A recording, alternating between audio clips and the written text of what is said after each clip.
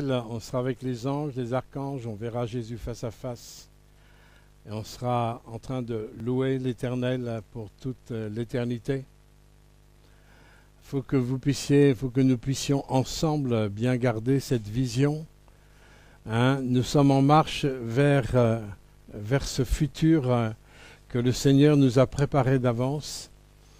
Et c'est important de garder ça en vision pour que tous les jours, dans notre quotidien ici-bas, nous puissions avoir faim et soif d'entrer dans les dimensions de sa volonté. Vous avez dû remarquer que c'est pas toujours facile de faire la volonté de Dieu, non? Pour qui c'est facile? Est-ce que c'est facile pour tout le monde? Non, il n'y a pas de bras qui se lèvent, hein?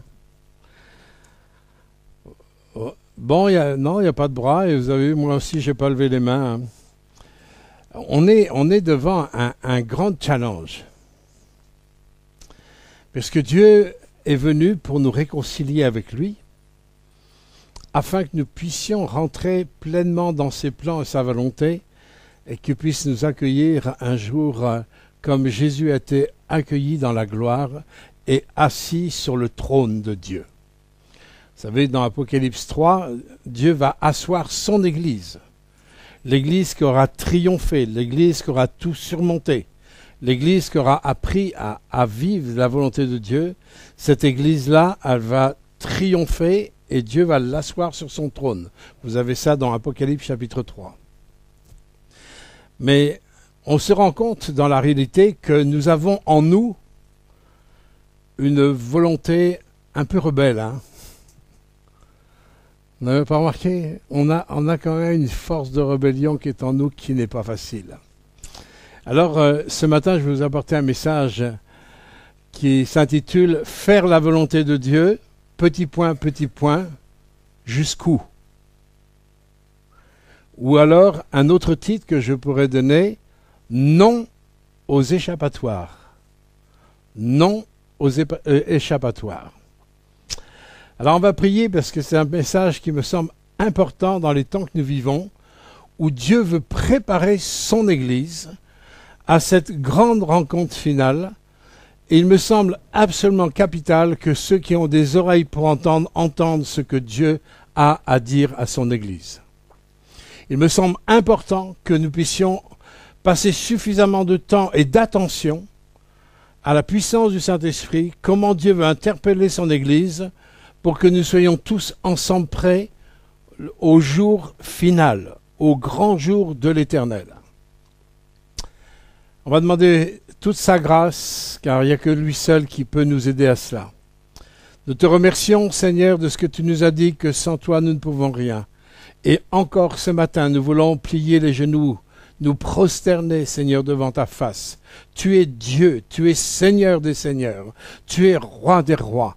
Seigneur, merci de nous avoir donné le Saint-Esprit pour nous conduire dans toute la vérité, afin que cette vérité, ta vérité, elle puisse nous rendre libres, nous affranchir, pour qu'ensemble, nous soyons préparés, Seigneur, pour ce grand jour de l'Éternel.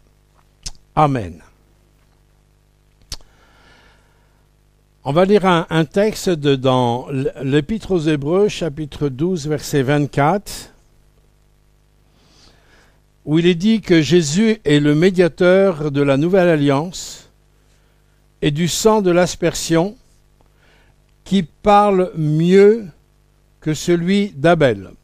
J'avais déjà enseigné il y a longtemps de ça sur le fait que le sang de Jésus parle.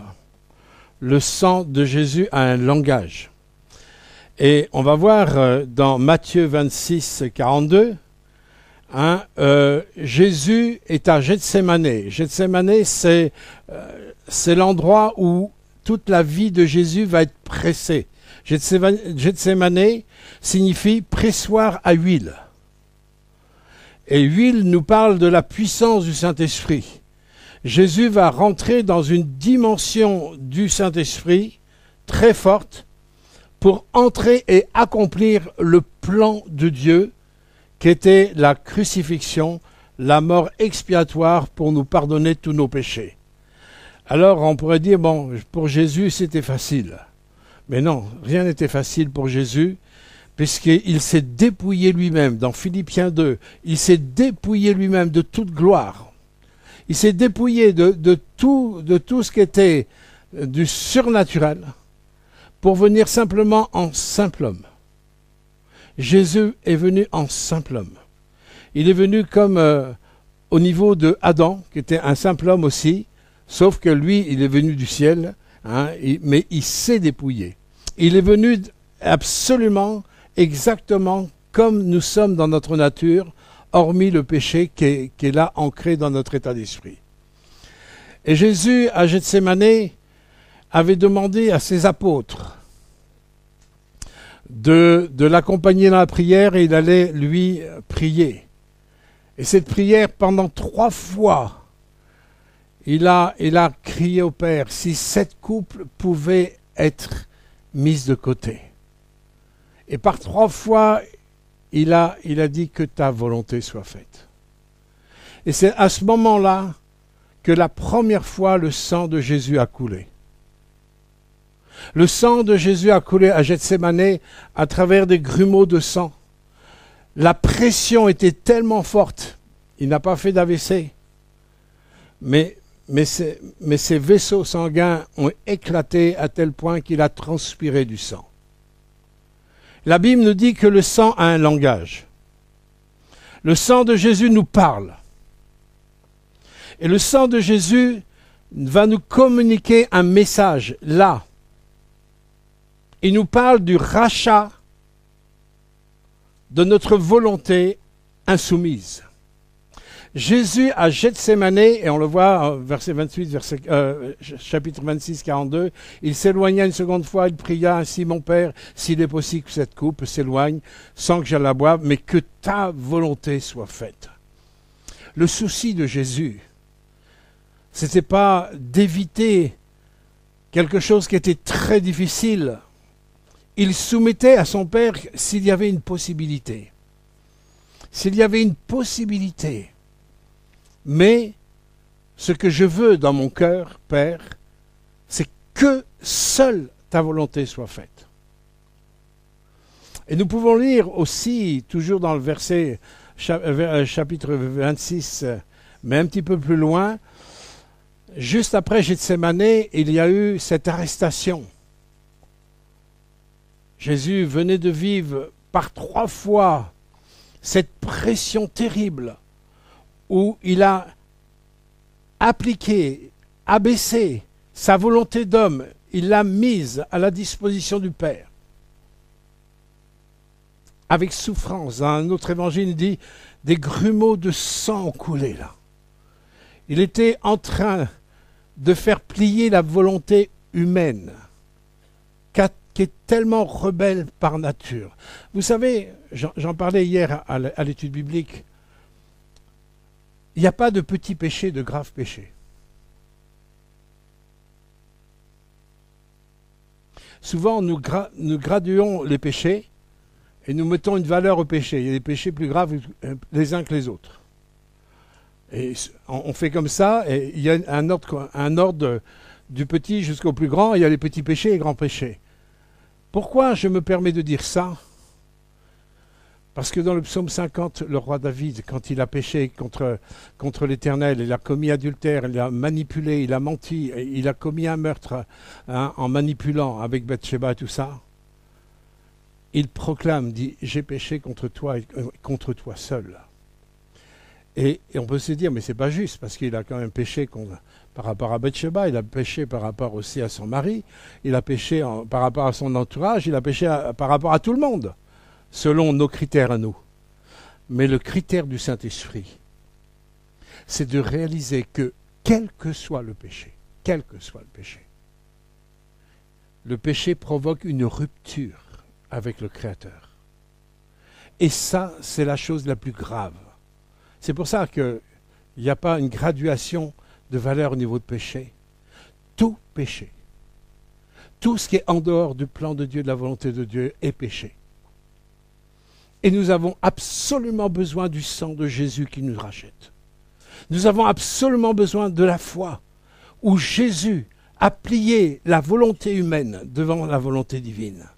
Nous avons besoin de collaborer avec ce que Jésus a dû affronter à Gethsémani pour accepter en fin de compte Golgotha et accomplir l'expiation de nos péchés. La gravité du péché, quel qu'il soit, c'est la rupture. D'être en rupture avec notre Créateur. Beaucoup de chrétiens, je suis sûr que si on faisait un sondage parmi nous, si tu veux faire la volonté de Dieu, je pense que même parmi nous, à 100% on dirait oui. Et à 100%, on serait tout à fait d'accord de faire la volonté de Dieu. Mais au fond de nous-mêmes, on dit « Ah, oui, mais par contre, j'ai vraiment besoin de sa grâce. J'ai vraiment besoin d'un coup de main. » Mais bien aimé, il faut qu'on aille à Gethsémani, où Jésus a commencé à verser son sang. Il a fini de verser son sang à Golgotha. Nous sommes rachetés par la valeur de son sang, et la Bible nous dit que le sang de Jésus parle. Il a un langage. Le sang de Jésus a un message à nous transmettre. Et c'est important que nous puissions avoir foi dans le rachat de notre volonté insoumise, de cette volonté insoumise que nous avons au fond de nous-mêmes, où nous avons des racines de rébellion, quelles qu'elles soient. Et ça, c'est pour tout le monde, aussi bien pour vous, pour moi et pour vous. Nous sommes tous dans la même barque. Et au chapitre 26, au moment où Jésus a vécu ça, et ensuite il y a eu cette arrestation, les soldats qui sont venus avec Judas à la tête, où Judas a embrassé Jésus, et il l'a livré par un baiser, et Jésus s'est laissé baiser par Judas, où Jésus savait que Judas était en train de le vendre. Et Pierre, qui était très charnel, mais rempli de cœur, il avait bon cœur, Pierre. Au chapitre 26, à partir du verset 48, on ne va pas le lire pour gagner du temps, mais il prend son épée, il sort son épée, et dans son zèle pour défendre son Seigneur qu'il aimait, il coupe l'oreille du soldat. Et Jésus dit, mais rentre ton épée, ceux qui tirent l'épée périront par l'épée. Et regardez ce que Jésus dit. Verset 52 de Matthieu 26. Remets ton épée à sa place. Tous ceux qui prendront l'épée périront par l'épée. Et verset 53. Penses-tu que je ne puisse pas invoquer mon Père? Donc dans cette situation, Gethsémani, arrestation, d'accord? Penses-tu que je ne puisse pas invoquer mon Père, qui me donnerait à l'instant plus de 12 légions d'anges? Verset 54. Mais comment donc s'accompliraient les Écritures d'après lesquelles il doit en être ainsi? J'étais arrêté par ce verset-là. Je dis, Jésus avait la possibilité de s'en tirer là. Et il dit bien en plus, il aurait pu invoquer son Père, en plus son Père l'aurait exaucé. Vous voyez, il me donnerait à l'instant plus de 12 légions d'anges. Il y aurait en plus un exaucement de prière à la prière de Jésus. Ça veut dire que Jésus avait absolument la possibilité de s'en sortir. Et vous savez, quand nous sommes confrontés nous-mêmes face à des difficultés, on cherche souvent des échappatoires. Si on pouvait éviter certaines situations. Pas vrai? Et on va chercher au plus léger, au moins souffrant, au moins douloureux, au moins long. On va essayer d'écourter ce qu'on est en train de vivre. Ça n'était pas la mentalité de Jésus. Jésus avait les moyens d'écourter ça. Il avait les moyens de s'en sortir. Il avait le moyen d'éviter ça. Mais le fond et la racine du cœur de Jésus, c'était que le plan du Père s'accomplisse sur la terre. Et c'est ce que Dieu cherche et désire dans ces temps qui viennent. Il cherche des hommes et des femmes qui vont faire passer leur désir au second plan, leurs avantages, leur sécurité peut-être, au second plan, pour que le plan de Dieu s'accomplisse envers et contre tout. Envers et contre tout. Vous savez, moi ça m'interroge pour moi-même. Et je me dis, Seigneur, sur cette base-là, moi le premier, j'ai besoin de me repentir. J'ai besoin de me repentir moi-même. Mais l'Église aussi a besoin de se repentir. C'est facile de dire, Seigneur, je t'aime. C'est facile de chanter des beaux cantiques. C'est facile de vivre une communion fraternelle où on s'aime vraiment. Mais c'est beaucoup plus difficile quand je suis devant des choix, des circonstances qui vont déstabiliser mes sens, qui vont déstabiliser ma sécurité, qui vont déstabiliser peut-être ma compréhension, qui va déstabiliser peut-être ma logique, ma sagesse, etc., etc. Lorsque je suis devant des situations difficiles. Et à partir de là, je me dis, Seigneur, je vais fouiller dans ta parole et je voudrais voir des hommes qui ont fonctionné comme toi. Ou devant la difficulté, devant la menace, devant la mort, parce que Jésus est allé à la mort. D'accord ?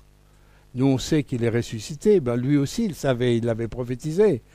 Mais avant de ressusciter, il fallait qu'il passe par la croix.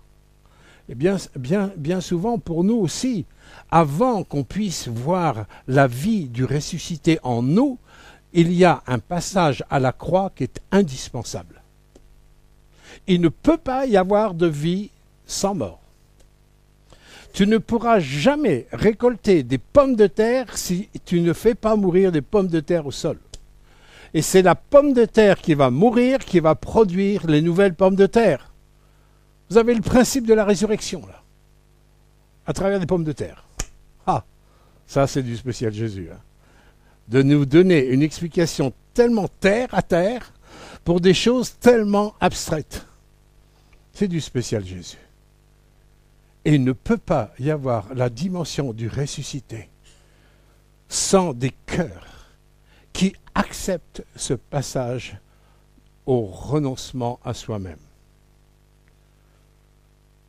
Pour moi, c'est le véritable évangile. Et c'est l'évangile que Dieu nous a laissé à travers Jésus-Christ. Alors on va voir ensemble, j'espère rapidement, quelques passages des Écritures où on reste quand même, waouh, des hommes qui ont su faire passer le plan de Dieu avant leurs intérêts, avant leurs avantages, même s'il y a la souffrance, même s'il y a la douleur. On a dans Genèse 22:7 par exemple, l'histoire d'Abraham, où Abraham, alors Isaac, parlant à Abraham et son père, dit « Mon père ». Et il répondit « Mais me voici mon fils ». Isaac reprit « Voici le feu, voici le bois, mais où est l'agneau pour l'holocauste » Abraham répondit « Mais mon fils, Dieu se pourvoira lui-même à l'agneau pour l'holocauste. » Et ils marchèrent tous deux ensemble. Nous avons une situation qui est dramatique. Abraham a attendu 25 ans la naissance d'Isaac. Et vous savez dans quelle situation pendant 25 ans. Il a eu Isaac, et 13 ans après, Dieu dit à Abraham, « Sacrifie-moi ton fils. » Déjà, un ordre comme ça, c'est terrible. Quel est le père un père normal, quel est le père qui pourrait sacrifier son fils? Et un ordre comme ça, venant d'un Dieu d'amour, alors là, c'est encore plus incompréhensible. C'est incompréhensible pour la raison humaine. C'est incompréhensible pour la logique. C'est incompréhensible pour la sagesse. Et là, il a fallu qu'Abraham, il accepte de mourir à tout ça, à sa sagesse, à sa logique, à ses raisons. L'ordre de Dieu était l'ordre de Dieu, point final. Et vous imaginez avec le gamin de 13 ans, tous les deux, avec le bois, avec le couteau, et le gamin qui pose une telle question. Mais on va pour l'Holocauste, mais il y a le bois, il y a le feu, il y a le couteau, mais où est l'Holocauste? À ce moment-là, qu'est-ce qui s'est passé dans le cœur d'Abraham? Il avait l'opportunité d'avoir un échappatoire. Émotionnellement, ça doit être très difficile. Il aurait pu, en fin de compte, arrêter sa course. Comme bien souvent, nous arrêtons notre course quand ça devient trop difficile émotionnellement parlant. Les hommes et les femmes de foi ne fonctionnent pas sur leurs émotions. Ils fonctionnent à l'obéissance à la parole de Dieu. Abraham avait reçu l'ordre. Il ne savait pas peut-être comment il allait faire, mais il savait que l'Éternel allait pourvoir à quelque chose. Et Abraham n'a pas arrêté sa course. N'arrêtez pas votre course lorsque vous êtes bousculé dans vos émotions, lorsque vous êtes bousculé dans vos incompréhensions, vous êtes bousculé dans votre sagesse. Si Dieu vous demande quelque chose, n'arrêtez pas votre marche, allez comme Abraham pour continuer jusqu'au bout. L'acte que Dieu demandait à Abraham était simplement un acte prophétique par rapport au don du Fils de Dieu qui allait être sacrifié pour nous. Et on connaît que Dieu a laissé Abraham aller jusqu'au moment où il a levé le couteau, mais l'ange a retenu le bras d'Abraham, et ensuite Dieu l'a pourvu avec un bélier. Et Isaac n'a pas été sacrifié, mais il a été jusqu'au bout. Et Dieu a dit à Abraham, là, je vois que tu me fais vraiment confiance. Il pourrait dire, en fin de compte, je vois que tu es vraiment au top pour aller dans tous mes plans. Il aurait pu dire ça comme ça. Parce qu'il faut de la confiance pour entrer dans les plans de Dieu. Et bien souvent, quand on rentre dans les plans de Dieu, on est toujours déstabilisé avant parce que Dieu nous donne l'opportunité de choisir. Comme Jésus avait l'opportunité de choisir. À Gethsémane, il avait l'opportunité d'appeler son Père, qu'il envoie une légion d'anges, il l'aurait délivré. Mais le royaume de Jésus n'est pas d'ici-bas. Le royaume de Jésus ne se gère pas comme un royaume humain. Et il nous l'a démontré encore. Et toute la vie nous démontre que le royaume de Dieu est une autre dimension, et heureusement pour nous. Vous avez un autre exemple avec Moïse. Moïse, qui est devenu grand, élevé par la fille de Pharaon. L'éducation, la civilisation égyptienne à l'époque, c'était le top des tops de la civilisation, de l'éducation. Il avait la meilleure éducation, les meilleures connaissances. Il n'était pas dans le besoin, il était dans l'opulence. Avec la maison de Pharaon, il y avait cool, il pouvait aller jusqu'à la retraite comme ça. Mais dans l'épître aux Hébreux, chapitre 11, verset 24, il nous dit « Moïse, devenu grand, refusa d'être appelé fils de la fille de Pharaon, aimant mieux être maltraité avec le peuple de Dieu que d'avoir pour un temps la jouissance du péché. » Et souvenez-vous que je vous ai parlé au début, la gravité du péché, que le péché, ce n'est pas l'acte en soi, mais la gravité, c'est la rupture de relation avec Dieu. Ça, c'est la gravité du péché. Rien n'est plus grave que ça. Les autres, c'est les conséquences. Et c'est les formes. C'est les méthodes. Hein? Mais on parle du péché. Et c'est cette coupure, cette rupture avec notre Créateur, avec celui qui nous aime le plus, c'est la chose la plus grave. Et c'est pour ça que la Bible, elle parle de péché, elle traite du péché, et que de la première page jusqu'au bout, on voit que le péché est pris au sérieux et qu'on doit le traiter avec sérieux parce que c'est de notre relation même qui est en jeu là. Et Moïse, malgré tous les avantages qu'il avait à la cour de Pharaon, il savait qu'il était d'origine hébreu. Il savait qu'il faisait partie du peuple de Dieu. Et il est dit, regardant l'opprobre de Christ comme une richesse plus grande que les trésors de l'Égypte. Moïse était un visionnaire. Moïse était prophétique. Il savait qu'il y avait il avait les yeux fixés sur la rémunération. Et dans d'autres versions, c'est ses yeux sur tous les avantages qui découlent de la présence et des trésors de Christ. Moïse, il avait ces yeux-là. Et vous savez, si vous n'avez pas vos yeux, comme je disais tout au début du culte, si vous n'avez pas vos yeux sur la rémunération, sur l'aboutissement de notre vie avec Dieu, si vos yeux ne sont pas fixés là, vos yeux vont être fixés sur l'horizontal au lieu d'être fixés sur le devant. Ce qui a permis à Moïse de faire le bon choix, de renoncer quand même à la richesse d'Égypte, c'est quand même pas rien. Pourquoi? Pour un peuple de bergers qui était considéré pour les Égyptiens comme un métier de maudit. Hein, ils n'avaient rien, ils n'avaient pas de bâtiment, ils n'avaient rien. Ils n'avaient que des moutons, des troupeaux. Ils n'avaient rien.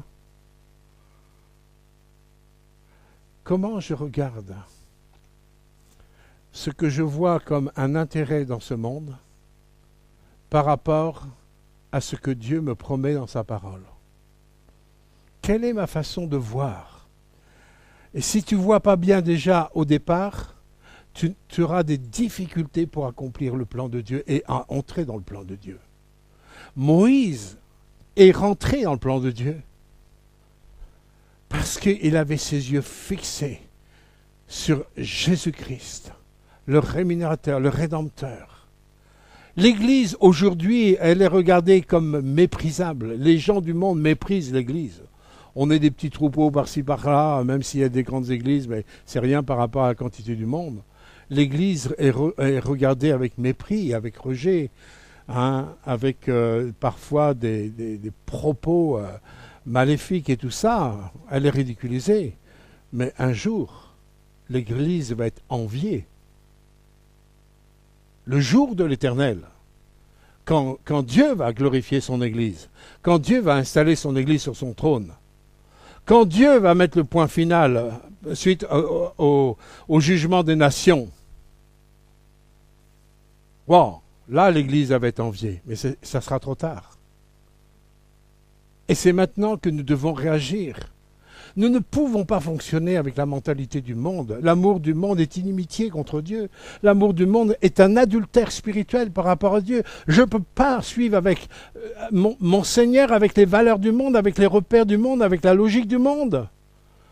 Parce que Dieu fait partie d'un autre royaume. Parce que Ésaïe 55 nous dit que ses pensées ne sont pas les nôtres. Ses voies ne sont pas les nôtres. Et toutes nos voies et les siennes sont séparées autant que l'ouest et l'est. Et nous, on pense qu'en mélangeant un petit peu notre popote, ça va aller. Non, ça ne va pas aller. Il faut trancher. Moïse a tranché. Il a accepté de ne pas bénéficier des richesses d'Égypte pour aller vers la gloire éternelle. Dans Exode 32, Dieu, en plus, Exode 32, 9, une fois que Moïse a sorti le peuple, une fois que il a commencé à faire marcher le peuple dans le désert, tout ça, quelque part, Dieu va comme éprouver la foi de Moïse. Moïse en a ras-le-bol du peuple. Enfin, je vous dis ça en raccourci. Il est fatigué du peuple. Il dit, voilà, l'Éternel dit à Moïse, je vois que ce peuple est un peuple au cou raide. Maintenant, laisse-moi, ma colère va s'enflammer contre eux. Je les consumerai. Et il dit, mais je ferai de toi une grande nation. Wow, belle promesse de Dieu, hein? Je ferai de toi une grande nation. Tiens, on n'en est pas là. Ouais, elle n'est plus là, la grande nation. Hein? C'est un peu plus loin. Ouais, c'est jusqu'au verset 12. Hein? C'est pour ça qu'il n'y est pas. Dieu dit, je ferai de toi. Dieu dit à Moïse, je ferai de toi une grande nation. Là aussi, il y avait un sacré échappatoire pour Moïse. Parce que vous savez, si Dieu en avait ras la casquette du peuple d'Israël à cause de toutes ces réticences et désobéissances, je pense que Moïse, en tant que responsable aussi, devait en avoir ras la casquette aussi. Mais Moïse avait les plans de Dieu dans son cœur. Moïse aimait l'Éternel. Moïse n'a pas détourné son regard sur la finalité du plan de Dieu. Et là, devant, quelque part, comme une tentation, une épreuve, de Moïse, où Dieu dit, je vais te donner une grande nation, on se débarrasse de ce peuple, et toi, tu vas devenir une grande nation. Verset 11, là, le cœur d'un homme de Dieu, d'un leader, il implora l'Éternel son Dieu et dit: pourquoi, Éternel, ta colère s'enflammera-t-elle contre ton peuple, que tu as fait sortir du pays d'Égypte avec une grande puissance et par d'une main forte? Pourquoi les Égyptiens diraient-ils: c'est pour le malheur qui les a sortis, et c'est pour les tuer dans les montagnes, et pour les exterminer de dessus la terre? Reviens de ton ardente colère, et repens-toi du mal que tu veux faire à ton peuple. Alors là, c'est le monde à l'envers. C'est Moïse qui va demander à l'Éternel de se repentir. Non mais, je ne sais pas si vous avez le texte, hein. Vous avez vu? Non, mais là, on s'est dit, mais c'est le monde à l'envers, là. D'habitude, c'est l'Éternel qui demande aux hommes de se repentir, mais là, c'est Moïse qui dit, en fin de compte, change ton orientation, ta voie. Parce que Moïse, il connaissait le plan de Dieu. Il savait que Dieu avait un plan pour son peuple. Mais il y avait une parenthèse négative, une parenthèse difficile, comme il peut y en avoir dans nos vies. Et dans la vie d'un serviteur, croyez-moi, ce n'est pas qu'une parenthèse, c'est plusieurs parenthèses. C'est plusieurs parenthèses dans des parenthèses, bien souvent, qu'il nous faut gérer et ne pas nous laisser déporter à droite ou à gauche. Nous devons garder le cap vers la gloire de Dieu et les plans de Dieu. Et Moïse n'a pas accepté cet échappatoire qui lui aurait été donné quelque part. Il serait devenu une grande nation. Non.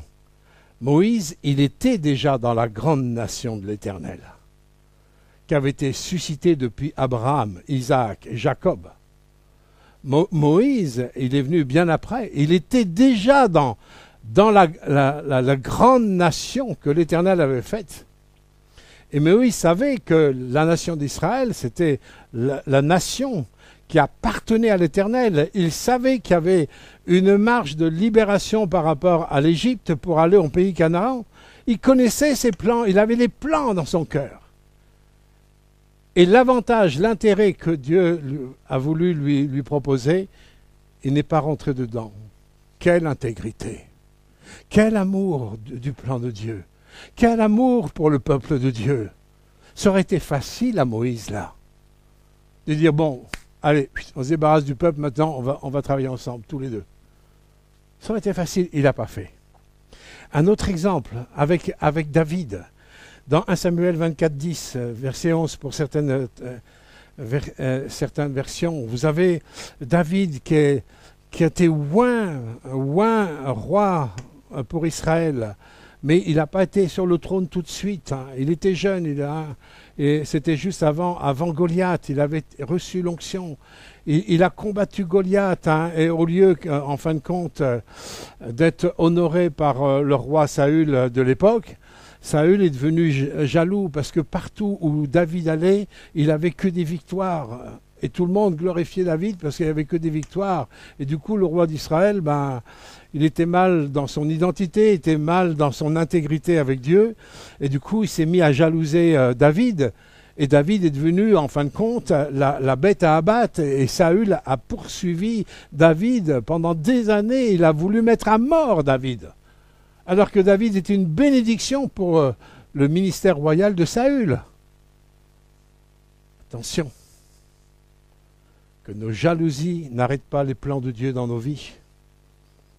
Attention, aussi quand nous avons l'opportunité de régler nos affaires. Parce que là, David, plusieurs fois, il a eu sous la main Saül.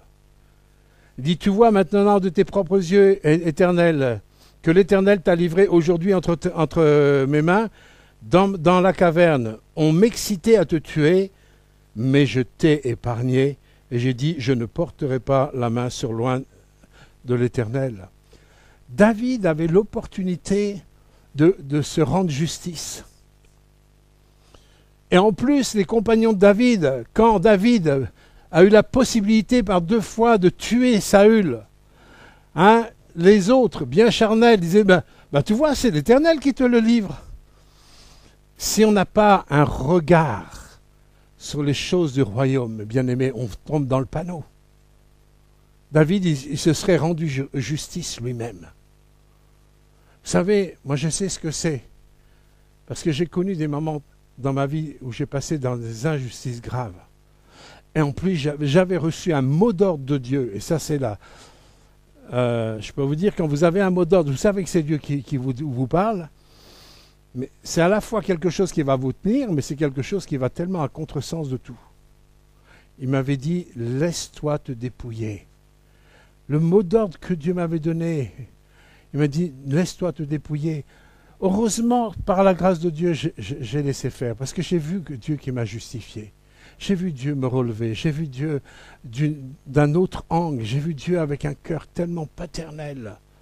Vous savez, quand vous laissez Dieu, la paternité de Dieu agir, même quand vous avez la possibilité de vous justifier, et le Seigneur dit, non, non, laisse-moi faire. Moi, je suis le juste juge. Toi, tu ne connais pas tous les dessous, tu ne connais pas tous les paramètres. Moi seul, je connais tous les paramètres. Alors, il est mieux que tu me laisses faire. Et là, David avait un échappatoire, là, d'arrêter sa persécution. Il avait un échappatoire. Mais il a fait confiance en l'Éternel, en la justice souveraine de Dieu. Il a vraiment fait confiance à Dieu. Et c'est Dieu qui a un jour permis que Saül tombe sur la montagne. Je me souviens plus le nom de la montagne. C'est Dieu qui a permis ça. Mais en tous les cas, David était pur du sang de Saül. Il n'a pas touché à loin de l'Éternel. Vous savez, on a toujours intérêt, toujours, d'exercer notre confiance dans la nature même du Dieu que nous servons. Le Dieu que nous servons, il est souverain. Il est tout-puissant. Il ne peut pas ne pas nous aimer parce que par sa nature, il est amour. Par sa nature, il nous a dit que sa volonté est toujours bonne et parfaite à la conception de son royaume et pas à la conception de notre chair. Hello? D'accord? À la conception de son regard, mais pas à notre conception à nous. Pour nous, parfois, elle n'est pas forcément bonne. Quand David a été persécuté pendant plusieurs années, mais il a été mis sur le trône d'Israël à l'âge de 30 ans. À l'âge où les Lévites entraient dans leur sacrificature, à l'âge où Jésus est rentré dans sa sacrificature, à l'âge de 30 ans. Vous savez, on voit le plan de Dieu et la gloire de Dieu quand nos choix sont clairs et sont nets et sont précis. Nous ne voyons pas, en fin de compte, le désordre, parce que ce sont des hommes qui ont choisi de suivre l'Éternel. On peut dire, ouais, ça c'est l'Ancien Testament, ils voyaient Dieu agir peut-être plus concrètement, mais ça c'est faux. On va aller dans le Nouveau Testament maintenant, dans Acte 4, d'accord? Acte 4, c'est le contexte où l'Église allait persécuter. Pierre et Jean et Jacques avaient été arrêtés et tout ça. C'est des moments difficiles où il y a des miracles, donc Dieu faisait des miracles qui se faisaient. Quand vous avez à la porte du temple un mendiant depuis des années qui est paralysé, paralysé ne marche pas, et que dans la puissance et l'autorité du nom de Jésus, ce paralysé devant tout le monde, il marche, logiquement tout le monde doit se réjouir. Non? Je ne sais pas. Logiquement tout le monde devrait se réjouir. Mais non, pas les religieux. Et les religieux ont commencé la persécution parce que justement il y avait une concrétisation, une matérialisation de ce que Christ était vraiment ressuscité. Et la persécution a commencé à arriver. Et ce qui m'étonne aussi dans le cœur des premiers chrétiens des Actes des Apôtres, quand je vois leur prière dans Acte 4, il est dit, et maintenant Seigneur, vois leurs menaces. C'est-à-dire toi tu vois leurs menaces. Écoutez, on pourrait penser, vois leurs menaces et tu peux nous en débarrasser. Nous, je pense qu'on aurait prié comme ça. Parce que les prières qui sont de l'Église du XXIe siècle, on prie pour que Dieu nous protège. On prie pour que Dieu nous donne du bien-être. On prie pour que Dieu nous donne de la réussite. Voilà l'essence de la prière d'aujourd'hui du XXIe siècle. Mais ce n'était pas l'essence de la première Église, mes bien-aimés. Ils n'ont pas prié pour leur protection. Ils n'ont pas prié pour leur bien-être. Ils n'ont pas prié pour leur réussite. Alors ils ont prié pourquoi? Écoutez pourquoi ils ont prié. La première Église, celle qui a été remplie du Saint-Esprit. Le Saint-Esprit qui leur a donné, communiqué la pensée d'en haut, la pensée du royaume. Si dans notre cœur, ce n'est pas la pensée du royaume qui gère nos vies, ça veut dire on peut se poser la question, mais quel Saint-Esprit j'ai reçu? Le Saint-Esprit nous pousse dans les valeurs du royaume, dans la pensée du royaume, dans le regard du royaume, dans les écoutes du royaume. Voilà ce que le Saint-Esprit fait au fond de nous-mêmes. Et la première Église, elle était animée du Saint-Esprit. Et au lieu de demander leur sécurité, leur protection, etc., leur réussite, la seule chose qu'ils font relever devant le trône de Dieu, donne à tes serviteurs d'annoncer ta parole avec une pleine assurance. Ils savaient très bien pourtant que d'annoncer la parole équivalait à la persécution. Ils savaient ça. Et ce n'était pas n'importe quelle persécution, mes bien-aimés. Les chrétiens de la première Église savaient. Mais ce qui animait ces chrétiens de la première Église, c'était exactement ce qui animait Moïse, ce qui animait Abraham, ce qui animait David. Le désir que le plan de Dieu s'accomplisse, que la volonté de l'Éternel s'accomplisse. Le désir que les valeurs du royaume descendent ici-bas. Voilà ce qui animait la première Église. Voilà ce que le Seigneur veut revoir vivre au niveau de nous. Jésus avait laissé quelque temps avant, il avait laissé un mot d'ordre le jour de l'ascension. Allez, faites de toutes les nations des disciples et baptisant au nom du Père, du Fils et du Saint-Esprit. Et enseignez-leur tout ce que je vous ai prescrit, et je serai avec vous tous les jours jusqu'à la fin du monde. Tous les jours jusqu'à la fin du monde. Pardonnez-moi, ça fait rire Mélina, parce que je cherchais la bouteille. J'ai pas des yeux au bout des doigts. Avant que je tousse, je préfère boire un peu. Vous voyez, Jésus avait laissé ce mot d'ordre, cette commission. La commission, elle était claire, nette et précise. Mais la commission que Jésus nous a laissée le jour de l'Ascension, même si ça fait plus de 2000 ans après, la commission reste la même. Le plan de Dieu reste le même. La volonté de Dieu reste la même. Le cœur de Dieu, c'est qu'il nous l'a manifesté quand les apôtres disent « Ouais, il reste 3 mois pour la moisson ». Et Jésus, il leur a dit « Mais vous êtes aveugles, quoi. La moisson, elle est déjà blanche. » La volonté de Dieu, c'est que l'Église soit une Église de semeurs qui sort pour semer. Et Dieu n'a jamais dit qu'à notre semence, on va réussir en tout. C'est pas vrai. Les apôtres n'ont pas réussi en tout. Même Jésus n'a pas réussi en tout. Il a semé, il n'y a pas le résultat à 100%. Et Jésus ne nous a jamais dit qu'il y aurait du résultat de 100%.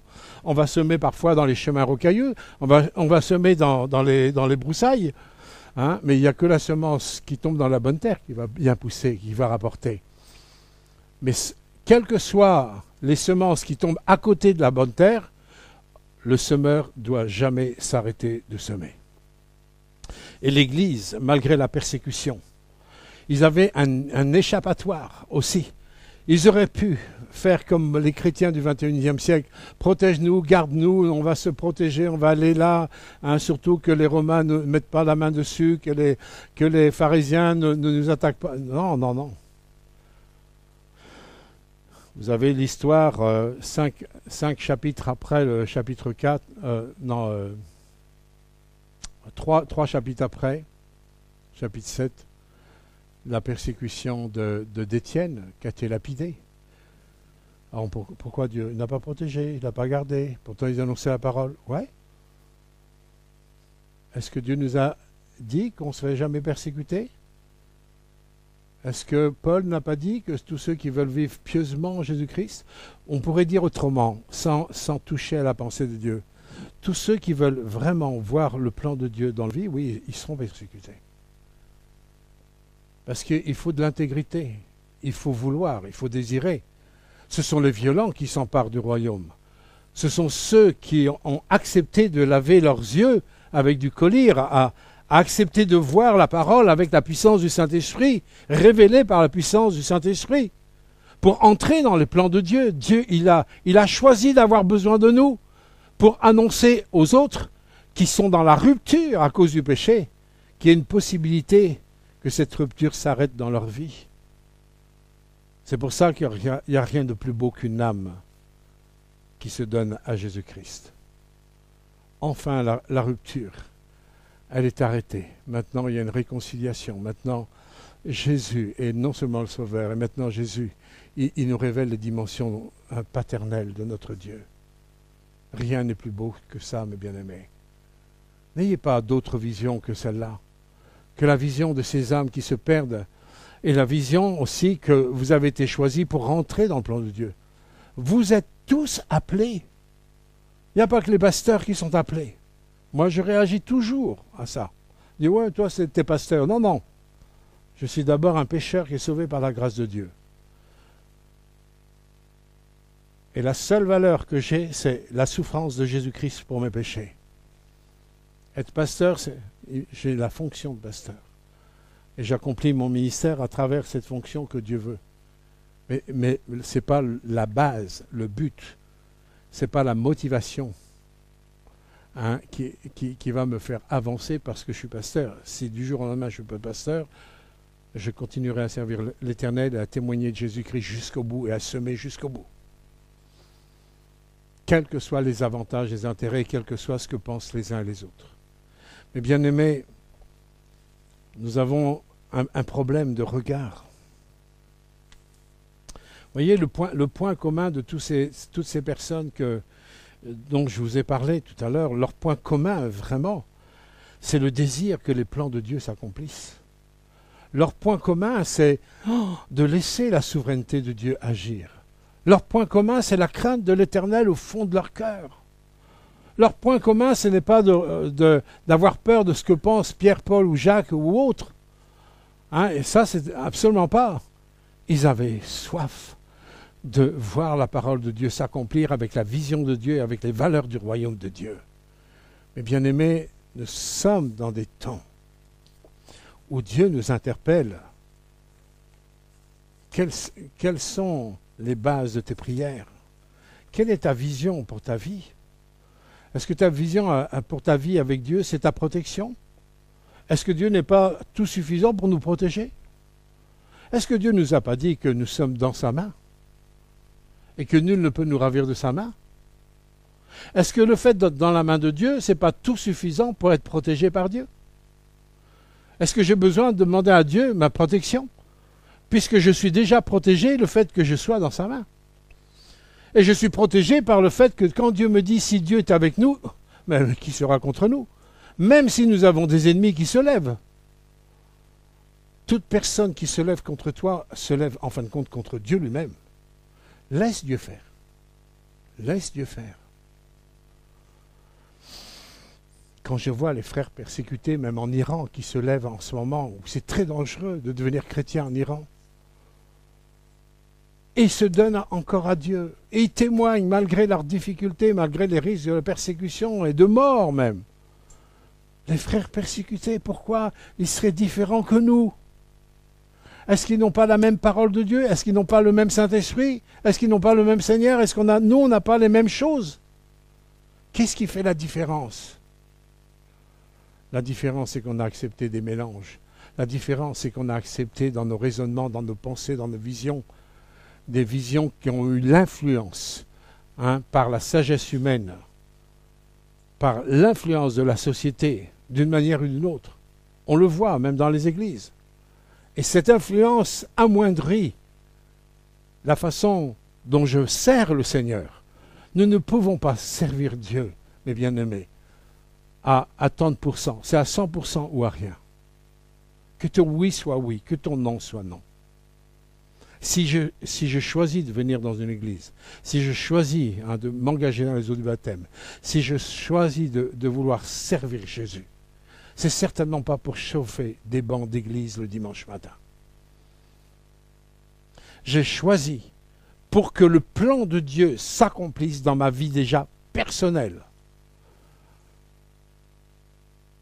Que le plan de Dieu s'accomplisse dans ma vie personnelle. Et ensuite, Dieu, il assemble son Église.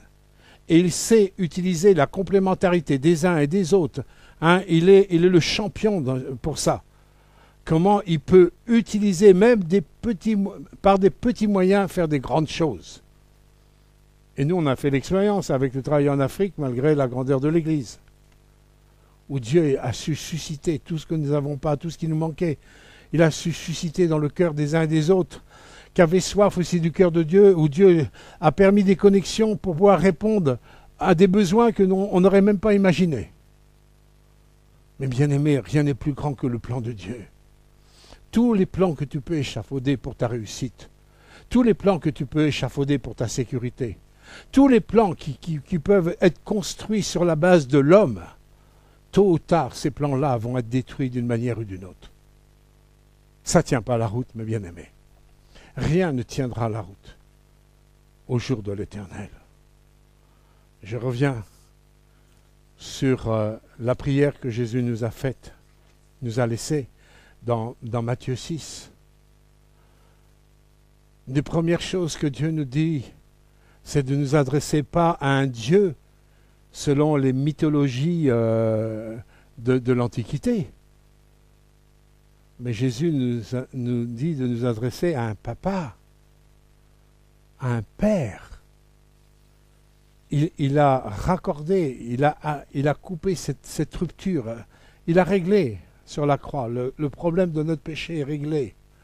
Hein? Il nous a connectés avec ce Dieu créateur de ciel et de terre, où nous avons la liberté de lui dire « Père, Papa ». Il nous aime tendrement. Il a démontré tout son amour à la croix. Il est venu comme un simple homme. Il aurait pu venir en Rambo avec les cordes d'ange, les chars du ciel. Il aurait pu faire comme ça. Non, il a fait avec une humilité, une discrétion. Il est venu en dessous l'homme pour relever l'homme. Rien n'est plus important, mes bien-aimés, que le plan de Dieu dans ta vie. Notre Père, toi qui es aux cieux, que ta volonté soit faite. Des milliers et des millions de personnes le disent. Que ton règne vienne. Vous savez, c'est toujours facile de suivre Dieu quand on fait que notre volonté. Hein. Mais en fin de compte, on suit quel Dieu? Quand je fais que ma volonté, je suis quel Dieu? Le Dieu de la Bible? Certainement pas.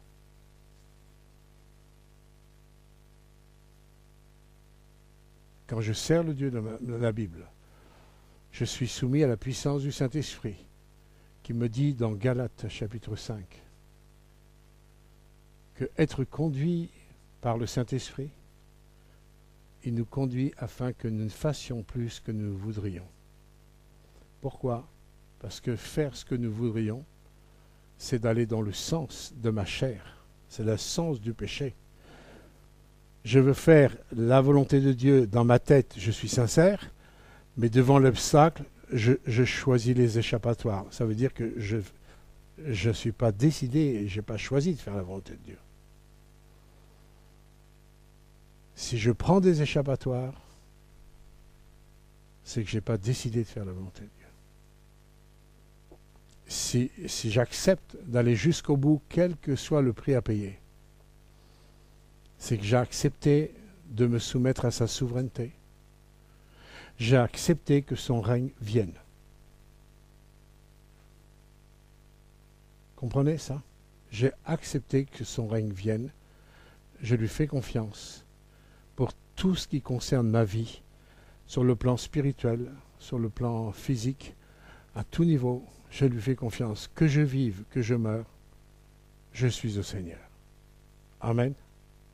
Seigneur, je veux te remercier pour ta parole. Je sais que tu veux nous reprendre. Et tu nous as repris et tu m'as repris. Toutes les fois, Seigneur, où j'ai choisi des échappatoires, des chemins plus faciles. Et ce matin, je veux et nous voulons te demander pardon. Tu es le Dieu créateur du ciel et de la terre. Nous voulons te demander pardon, Père. À l'exemple d'Abraham, de Moïse, de David et de tant d'autres et des chrétiens de la première Église, ils avaient tous aussi des échappatoires qu'ils auraient pu prendre. Même toi, Jésus, tu aurais pu en avoir un.